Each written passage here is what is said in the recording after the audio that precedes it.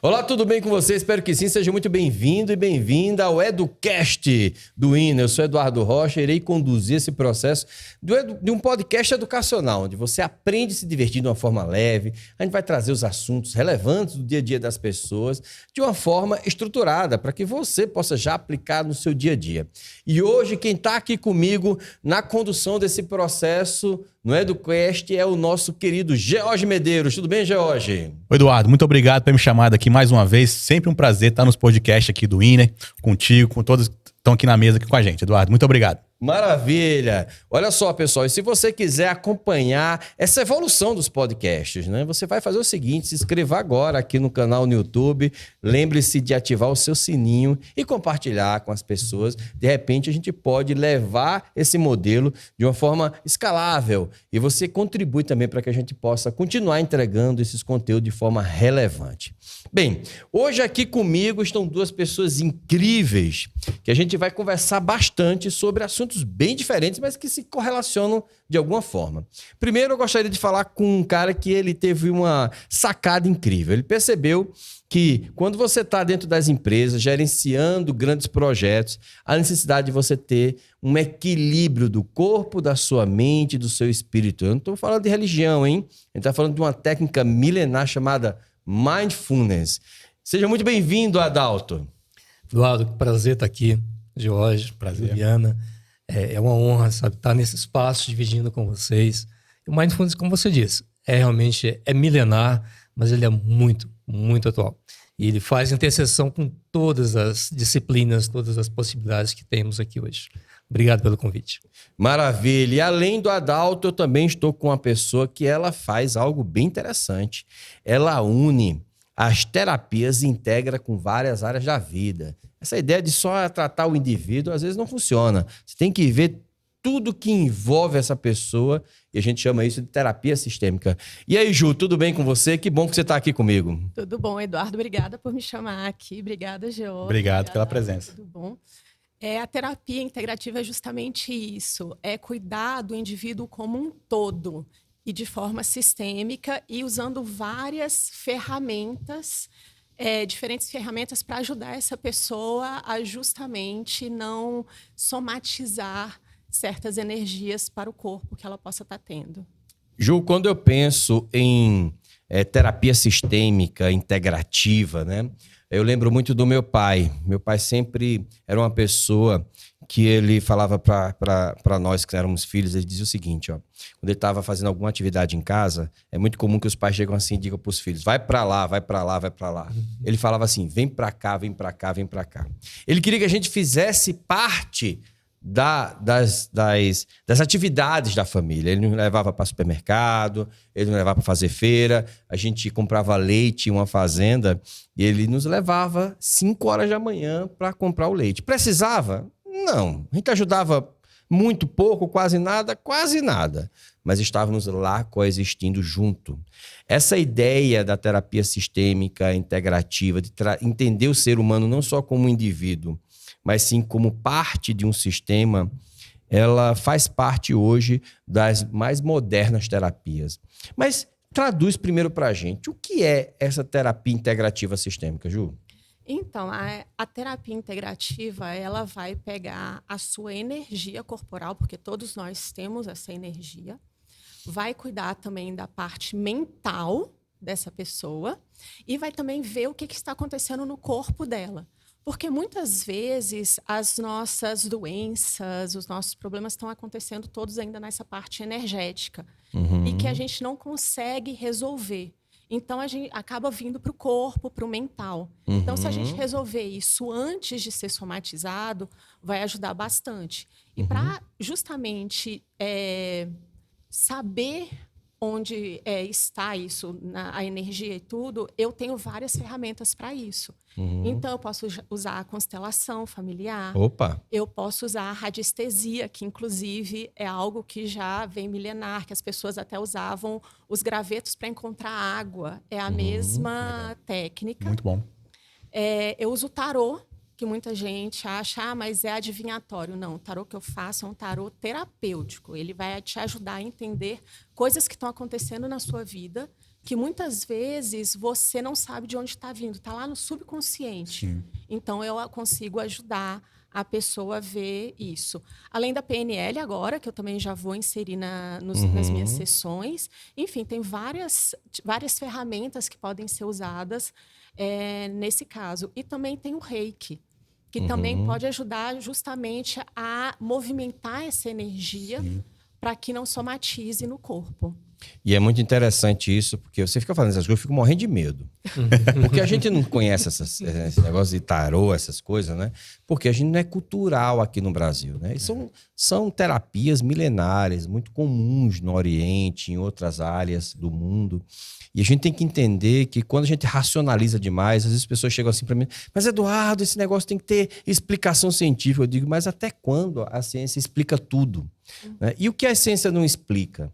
A ciência explica Deus, explica uma oração, explica a forma como as pessoas se curam quando elas estão dentro de uma igreja ou quando elas recebem os seus entes queridos, né? Não entes queridos de que já morreram, mas né, essas pessoas queridas no sentido de que estão ali no seu leito de morte e veem essas pessoas que já passaram e elas se recuperam. Da onde vem isso que acontece dentro dos hospitais e que tanto isso hoje... A ciência não explica, né, Eduardo? A ciência não explica. Então, não é, Jorge? A ciência não explica tudo, né?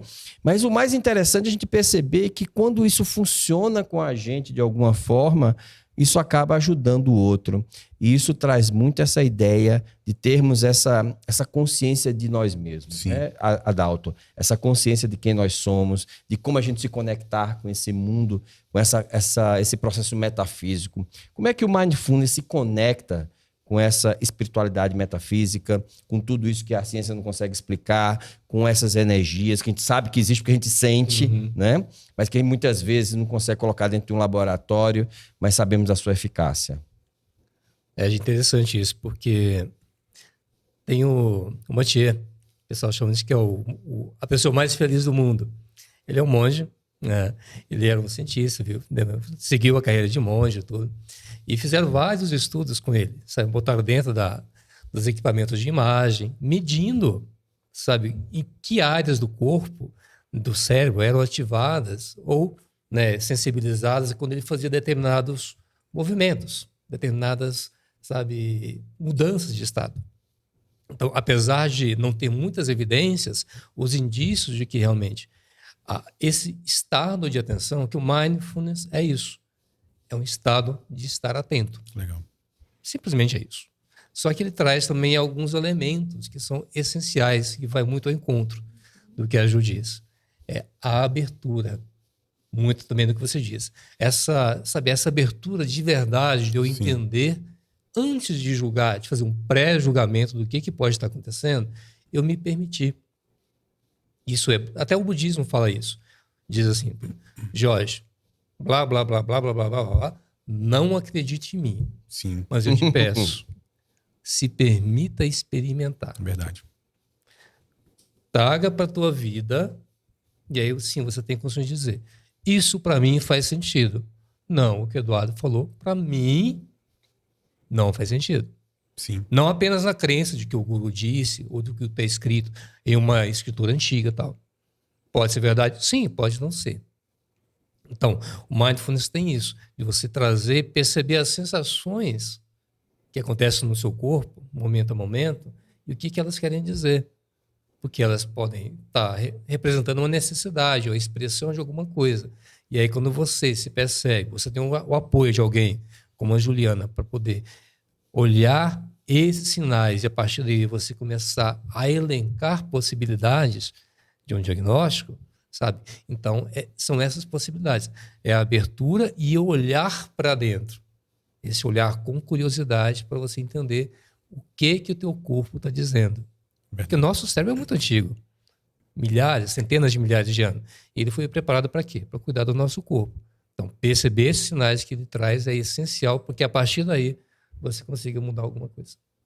Eduardo, eu percebo muito, né? Por exemplo, conheço alguns empresários, estudantes, que essas pessoas, elas têm um esgotamento mental, um burnout, e aí elas se permitem, depois desse esgotamento, conhecer essas terapias, conhecer o mindfulness, e depois disso eles percebem, poxa, por que eu não ingressei nisso antes? Era tão bom, Quer dizer, a ciência às vezes pode não explicar o que é bom para mim, para você, para Juliana, para Eduardo.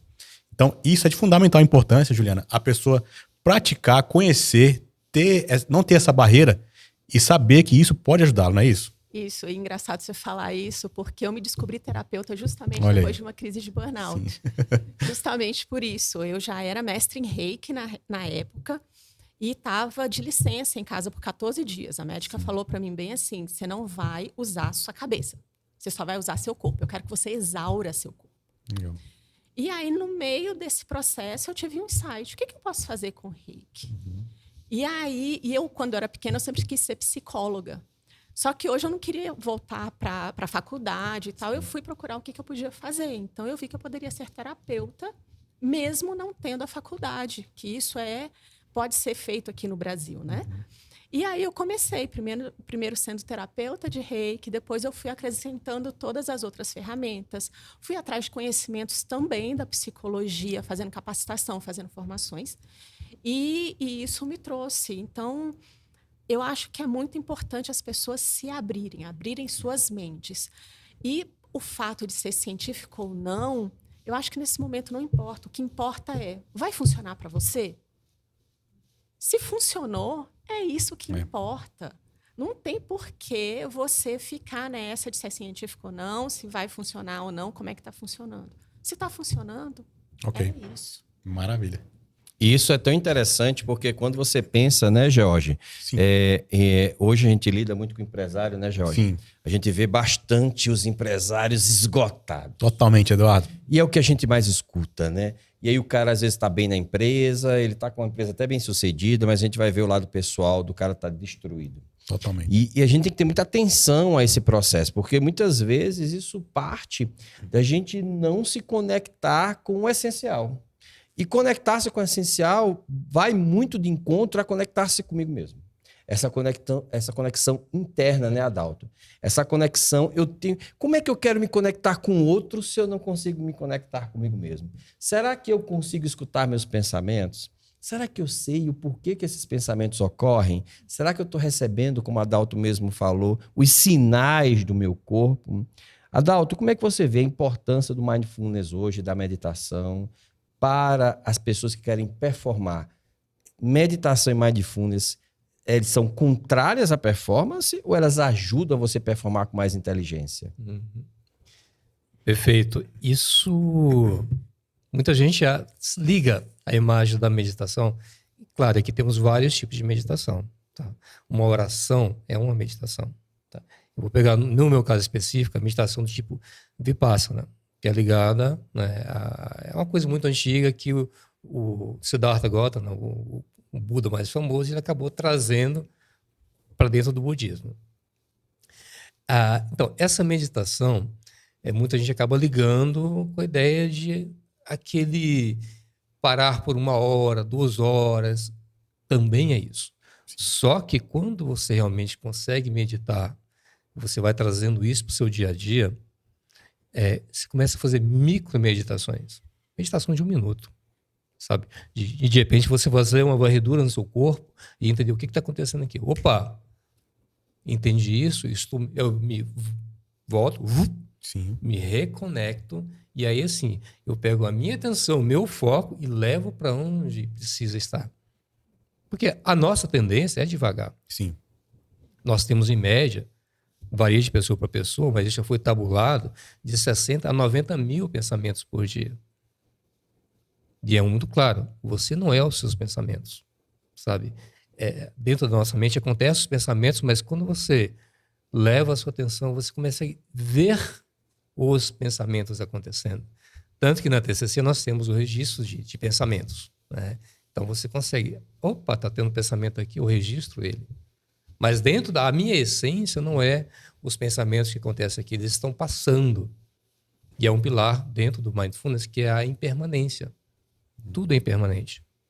A gente estava falando agora há pouco sobre uma dor, né, do meu filho, e eu falei para ele, olha, sua maior dor ou sua maior alegria, elas vão passar. Verdade. Se você não estiver realimentando isso, e aí pode ser uma tristeza, vai passar. Tem uma monja que eu gosto muito, ela diz uma coisa assim, Nós somos o céu, todo o resto é o tempo. Legal. Então, assim, é muito nessa linha, de você entender que, eu estou aqui, a emoção, o sentimento, o pensamento, ele vai chegar ali e vai embora. Mas dentro da minha essência eu vou continuar.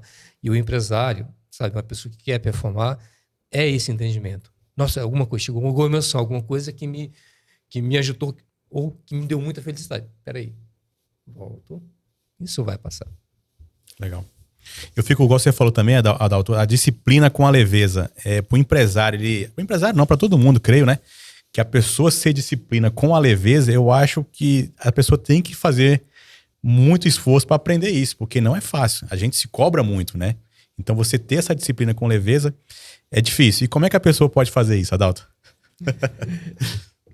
Sabe, Jorge, compaixão.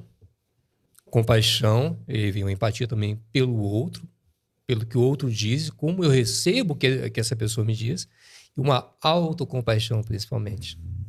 Legal. Porque ninguém consegue ser mais cruel com você do que você mesmo.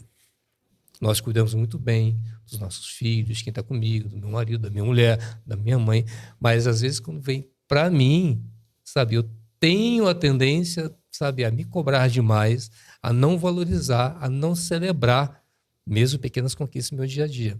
Então, a leveza é isso também. Entender que eu posso dar um passo atrás, entender o que aconteceu e retomar. E não ficar me lamentando. Eu não consigo mudar nada do que aconteceu há 2 segundos. Se eu tenho essa percepção que eu fiz algo errado, eu posso tentar corrigir. Mudar eu não posso. E o Eduardo fala até isso muito. O passado, o legal é que já passou. Mas é um lugar também de repositório de aprendizado. Então, é ter essa compaixão com você, a empatia, a compaixão com o outro, o que ele diz. E muitas vezes a gente faz um pré-julgamento, a gente distorce o que aconteceu e ter esse cuidado com você mesmo. Muito bom. E é muito interessante isso, porque quando a gente pensa especificamente em todas as teorias energéticas, ela parte muito com a ideia da pessoa sentir a energia. Eu sempre fui aquele engenheirozão. Esse negócio de emoção, isso não existe. Isso é para as pessoas fracas. Sou racional. Eu sou Tem que racional. performar. Tem que performar, né? E é interessante que em algum momento essa chave vira. Mas eu pergunto para você, Juliana, cara, será que é possível a gente provocar essa chave para virar nas pessoas, para elas entenderem que o mundo não é só material, que o mundo não é só racional, que o mundo não é só mental e que existe uma fronteira importante. E eu vejo que os terapeutas integrativos, sistêmicos, holísticos, eles têm muito esse papel de virar essa chave. Como você provoca isso nas pessoas e como você gera essas reflexões ao ponto delas começarem a perceber que elas têm que virar essa chave? Então, a pessoa primeiro tem que se abrir para a terapia. Nem que seja um pouquinho, ela tem que se abrir. Perfeito. Chegando na sessão, eu vou justamente instigar essa pessoa. Procurar saber das experiências dela, o que foi feito ali para que tivesse alguma emoção, o que ela sentiu naquele momento e começar a instigar. Até que muitas vezes a pessoa, gente, era isso que eu estava sentindo, porque às vezes a pessoa não sabe nomear o que ela estava sentindo, justamente, principalmente essas pessoas mais racionais, mais sentimentos são para os fracos. Quando eles chegam e viram, gente, era isso que eu estava sentindo, eu vejo que até a pessoa dá aquela relaxada, porque ela entende que foi aquilo que aconteceu e ela consegue pensar de uma forma diferente. E ela começa a ver que a terapia está dando certo. Que ela está conseguindo ver, porque também a pessoa que é muito racional precisa ver resultados. Entendeu? E às vezes, se o resultado não for concreto, né? Ele acha que não tem resultado, né? Pois é. Porque ele não vê esse resultado muito aparente. E eu vou contar um exemplo, você estava falando isso aí agora há pouco, né? Eu estava aqui com a Willer e com a Dani, e a gente estava fazendo um podcast, e eles falaram uma coisa que entrar no mundo espiritual, né? A gente estava falando sobre a importância de você desenvolver um momento cristão dentro da sua família. Cara, eu me arrepiei inteiro. Legal. Sabe? Parecia que passou uma onda, sabe? Uma onda assim perto de mim. Eu disse, cara, eu senti alguma coisa aqui, velho. Assim, né? E é interessante a gente se permitir sentir isso. Porque se a gente fica achando que é porque tá fria a sala, né? Ou porque alguém deu um sopro, né? E o que você se vulnerabilizou. Então, passa muito por essa ideia de se vulnerabilizar, no sentido de dizer assim, cara, deixa eu sentir isso aqui. Né? Deixa eu perceber isso. Passa muito por isso, Ju, também? Passa muito. Porque a pessoa chega lá e o corpo começa a reagir de uma forma que ela também não está acostumada. Aí, nesse momento que eu falo, presta atenção, então, no que está acontecendo. Ou então as pessoas começam a querer chorar e travam. Sim. Não querem chorar. E isso acontece tanto com homens quanto com mulheres. Porque acham que estão vulneráveis e não querem se mostrar dessa forma. Aí quando eu viro e falo, chora, libera, deixa isso sair. Tem gente que chora, às vezes por meia hora. Se eu deixar ali a pessoa só chorar, vai só chorar. Então, é deixar justamente isso. Sentir, ver o que está acontecendo comigo agora. Isso é o autoconhecimento. Isso é você, até o que o Adalto estava falando, é você se conhecer, você saber o que está acontecendo, até para quando se repetir, você identificar de novo, isso é que eu estou sentindo, isso daqui é tranquilo. Sim. Sabe, isso daqui é seguro. Então, e na terapia a gente faz muito isso também, tipo, incentivar, mostrar. Muitas vezes, eu incentivo também meus clientes a poderem me mandar mensagem durante a semana. Porque, às vezes, acontece alguma coisa que eles não estão sabendo lidar. Às vezes, é um sentimento. O que você está sentindo? Me fala. E, muitas vezes, eles... é isso, beleza. Ficam até a próxima sessão, para ver. E aquele negócio, ou eu ajudo a tranquilizar, ou eu instigo mais ainda para que na próxima sessão a gente fale sobre aquilo. Sobre aquele assunto. Então, assim, eu acho que a terapia é esse movimento que não é só dentro da sessão que tem.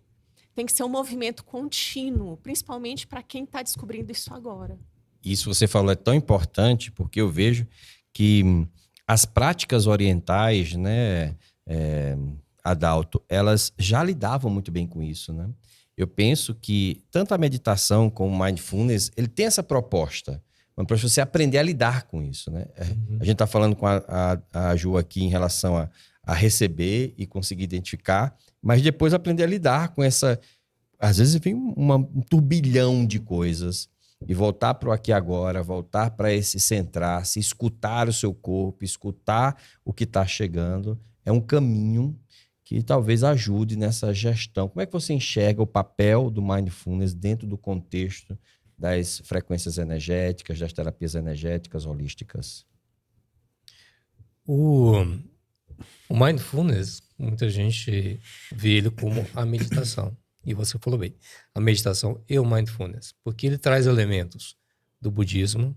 O budismo trabalha muito a ideia do sofrimento, as causas do sofrimento e como você... Porque dentro do budismo você tem, então, tipo, a cobiça. Se eu estou aqui, eu estou procurando um reconhecimento, uma autoridade, é um tipo de cobiça. Então, eu também tenho que entender isso, né? Ele acaba... Então, essa leitura do que acontece, que a Ju falou, ela é essencial. Então, eu tenho o budismo e ele traz uma coisa que, sabe, é muito pragmático. Muito pragmático o budismo. Então, se permita experimentar, sabe? Faça o conhecimento, questione, sabe? E a meditação, ela traz esse estado de você poder se olhar e ver realmente o que está acontecendo, momento a momento, sabe? Ele também, o mindfulness tem elementos da neurofisiologia. Então, a ciência dizendo, olha, eu tenho um sistema nervoso aqui, eu tenho um simpático, um parasimpático, eu tenho glândulas adrenais. Tudo isso está dentro do mindfulness também, porque quando o Jon Kabat-Zinn ele estruturou dessa forma, ele quis trazer também os elementos da psicologia, como é que é a minha comunicação. Como você disse, Eduardo, a comunicação ela começa comigo. A comunicação mais eficiente é aquela que começa comigo, eu tendo emoção, eu levo a emoção e aí vem a minha mensagem, que é o que nós estamos aprendendo dentro do trainer. Sabe? Então, Então, tudo isso ajuda a que você tenha o entendimento de que essas energias, tudo é energia. E que você não tem que fazer um pré-julgamento, mas tem essa abertura de conhecimento. E essa abertura de uma mente curiosa. A gente fala de uma mente de principiante. Bem ao encontro que você disse. O que está realmente acontecendo aqui? Eu posso, me afastar um pouquinho, olhar isso com curiosidade, como se fosse, nossa, de verdade, que é isso aqui? Porque isso vai abrir novas possibilidades para eu aprender. E se eu aprendo, depois, né, a gente sabe isso. A gente não posso mais alegar a ignorância. Sim. Mas que isso vai empilhando dentro de mim as capacidades para que eu possa também crescer e alcançar novos patamares de conhecimento para mim e que vai fazer bem também para quem está do meu lado. Minha família, colega de trabalho, tudo isso. É interessante, né, Jorge? Quando a gente pensa assim nessas teorias energéticas, eu sei que você é um bom cristão. Como é importante a gente trazer isso para dentro da nossa família, né? Nossa, é muito bom, Eduardo. Se a gente soubesse isso há muito tempo atrás, a gente facilitaria tanto, encurtaria tanto as pontes, né? Seria de fundamental importância saber disso. Eduardo, até me lembrei agora aqui de um filme, que o Adalto tocou no assunto aqui, dos monges, dos 7 anos no Tibete. Creio que vocês já assistiram também. Sim. Que o Brad Pitt fez o papel, né? E aí, ele, pela dor, ele teve que ficar um tempo ali no Tibete. E pela dor, ele aprendeu todas essas técnicas. E depois, quando ele voltou para seu país de origem, acho que era a Áustria, ele percebeu tanto que ele havia aprendido. Só que foi o seguinte, não foi pelo amor, foi pela dor. É muito Pessoal, bom. Maravilhoso. Olha, esse podcast foi realmente incrível. Passou muito rápido, né? Muito rápido. Muito rápido.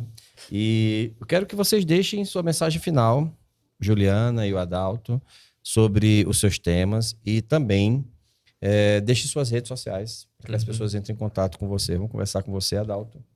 Olha para aquela câmera ali, ó. Perfeito, Eduardo. Eduardo, eu queria também complementar algo que eu disse, que é a questão da autocompaixão, da compaixão e da empatia. Quando a gente fala desses elementos, não quer dizer que eu tenha que aceitar a opinião do outro, mas que eu permita essa conexão, ouvir de verdade. Eu posso aceitar ou não o argumento e, às vezes, mudar a minha ideia, mudar o conceito que eu tenho. Então, isso é essencial também, que eu acabei não dizendo. E é adalto.bonifácio, lá no Instagram, e vai ser um prazer estar com vocês. Eu não digo que são seguidores, digo que quem está lá caminha comigo. Obrigado. Olha, muito bem. Já vou usar essa, hein? Já vou usar essa. Essa é boa. Essa é boa, pode tirar. Caminham comigo. Caminham comigo. Já modelei. Ju, olha para aquela câmera ali, deixa uma mensagem final, faça um pitch do teu processo de terapia, se você tiver, e deixe suas redes sociais, tá bom? Então, gente, primeiro, muito obrigada a vocês pela oportunidade aqui. E eu quero convidar vocês a se abrirem e darem a oportunidade para si mesmos de se conhecerem. Eu acho que isso é muito importante em todos os sentidos da sua vida. E, para me contatar, eu estou lá no Instagram, @terapeutaju, e fico aguardando vocês. Maravilha, maravilha, maravilha, pessoal. Você acabou de assistir o podcast. Eu e George Medeiros aqui conduzimos esse podcast. George, foi incrível, né? Sensacional. Poderia ficar mais meia hora aqui, 1 hora, que não acabaria esse assunto. Muito rápido, Eduardo. Obrigado, viu, George? Muito obrigado a você. Pela parceria aqui junto conosco aqui no INEM. Tamo junto. Estamos sempre complementando aqui e foi muito bom ter Muito você obrigado, aqui na Eduardo. mesa junto comigo. E para você que está assistindo esse podcast pela primeira vez ou de repente está experimentando, realmente se permita aprender por meio de um podcast, se divertindo de forma leve. Eu aprendi tanto aqui hoje, imagine você. Se quiser saber mais sobre isso, lembre-se de curtir, se inscrever aqui e ativar o sininho, porque aqui você tem muito mais sempre por vir. Um grande abraço, fique com Deus e até a próxima. Tchau, tchau.